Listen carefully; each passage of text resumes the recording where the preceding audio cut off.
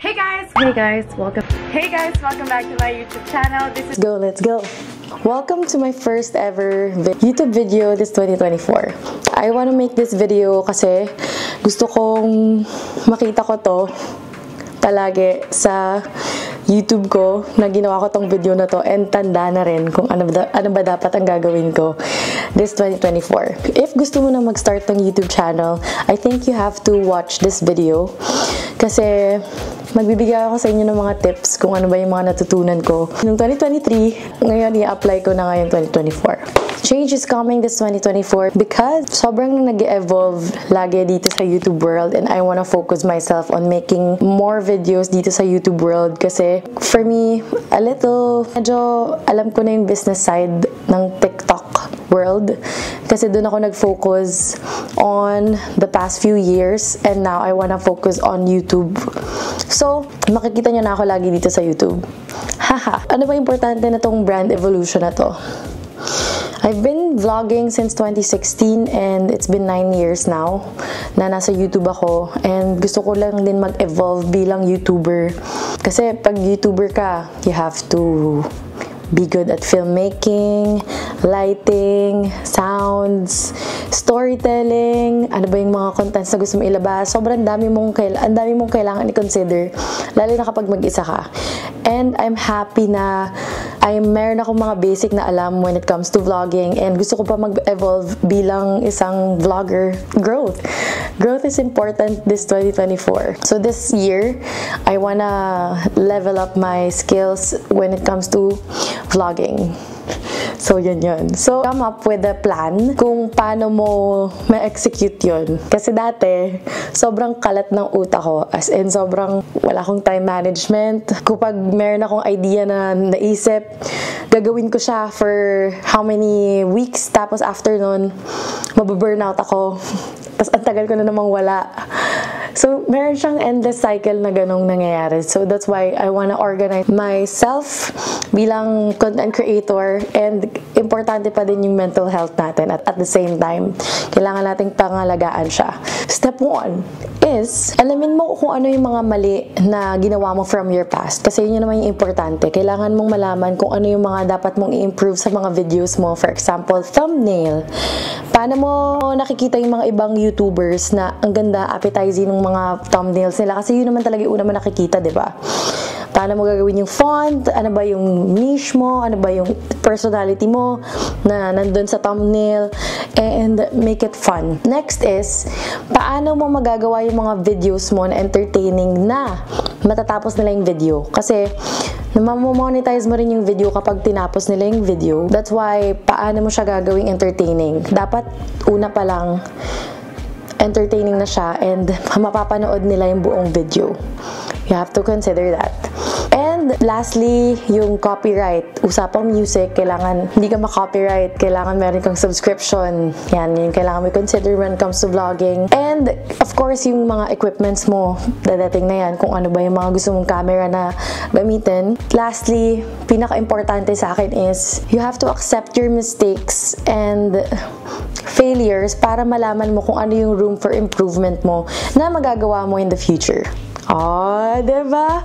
And step 2, focus on the things you want to do. After mo malaman yung mga mistakes mo, you have to consider organizing your time, organizing your contents. Kunyari, this month, kailangan nakaprepare na yung mga contents mo for next month. And kailangan organize ka sa time mo kasi by time frame ka pa na mag-e-edit ka para umabot siya dun sa deadline mo. Kung for example, Monday ako mag-film, kailangan by Sunday, ready na siya ma-upload. Ganon. And kailangan mo pang isama yung Instagram and TikTok. So you have to consider that also. Kung ilang beses kang mag-upload ng contents mo, and at the same time, na hindi ka mababurn out. Yung pinaka-importante sa akin ngayon, yung mental health ko.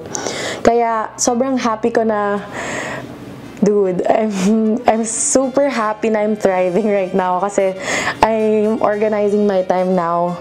And I think I just need to focus kung ano yung plan ko para hindi ako magkalat sa mga ginagawa ko. Kasi before, I was doing deadline from deadline to deadline to deadline na mga brand deals.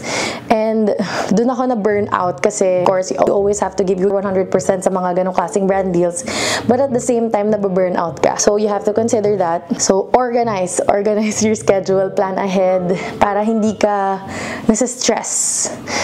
Yan, ayaw natin ng stress ngayong 2024. We have to be thriving. We're just having fun. And dadating na po tayo sa last step is make action.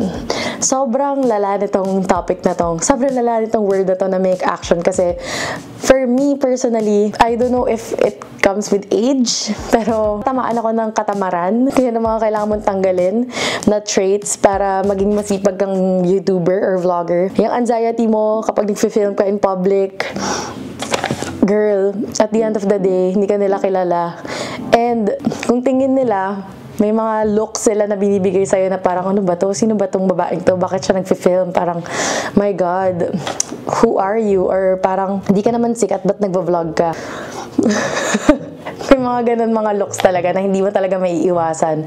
Lalo na pag nasa public ka. But, if I were you, huwag mo sila pansinin. Hayaan mo lang sila. Hayaan mo sila man-judge kasi, kaya ka nila gina-judge kasi gusto nila yung ginagawa mo at hindi nila kayang gawin yun. So, yun lang yun. Pagiging perfectionist, kailangan mo rin tanggalin yan pag nagva-vlog ka kasi hindi naman talaga every time na nagva-vlog, mapaperfect mo lahat. Hindi mo lang ma-upload yung mga vlogs na gusto mo, kaya magpaka-perfectionist, okay lang yan kung hindi maganda yung una mong vlog or whatever, basta upload ka lang na upload. And pinaka-importante kasi dun sa video na yun is yung thought ng nadadating tayo sa 4 pillars ng videos na yun. If it's gonna be entertaining, number 1. Number 2 is educational ba yung video. Number 3 is relatable ba yung video. And lastly is inspirational ba yung video. So dun lang yung 4 na yun na palagi yung isipin na kapag gagawa kayo ng videos. Ngayong 2024, I wanna explore my skills with vlogging, to be specific. And excited ako this year kasi mas inspired ako ngayon gumawa ng mga vlogs. And ngayon na medyo alam ko na yung laro sa TikTok world, I can focus on long-form videos like this on YouTube. And I'm so happy na bumili rin talaga ako ng mic. Hindi ko rin alam kung ba't ngayon lang ako bumili ng mic, guys. As in, the whole vlogging career ko, wala akong mic. Ngayon lang ako bumili ng mic. And I'm so happy na bumili na ako ng mic. So, flex ko lang. This is the DJI Mic 2. And I'm so happy na super convenient niya sa akin. Ang dali nang gamitin. Wala nang mga kinakabit-kabit or connect-connect na ganon. Sinasalpak lang siya. Ayan na, kukonect mo lang siya. Yun. Amazing tong bagong technology, and I'm so amazed. And excited din ako na mag-vlog from bahay or sa labas para makita ko kung gaano kaganda talaga tong DJI Mic 2. Yan, siguro ito rin yung reason kung bakit ako inspired ng gumawa ng videos kasi itong DJI Mic 2, napakamahal, Jai! Ay, parang 19K siya, Jai! So, kailangan sulitin natin tong presyong to. Lastly, bago nyo gawin yung mga vlogs nyo, always have fun. Always have fun. Mag-enjoy ka sa process ng video. Pag-film, habang nag-edit ka, paano mo ayusin yung lights mo, just enjoy it. And hope nakatulong tong video na to para magsimula ka na rin na maging content creator. If you have any questions or inquiries about content creation, chat nyo lang sa IG. Tatry ko mag-reply. It's at Miss Jelly May. And I think gagawa pa ako ng mga ganitong klaseng videos para makatulong sa inyo, para makapagsimula na kayo ngayon maging content creator. Yan lang, guys. So I'll see you next week, Sunday. Every Sunday tayo mag-upload. And yeah, I'll see you guys. Bye!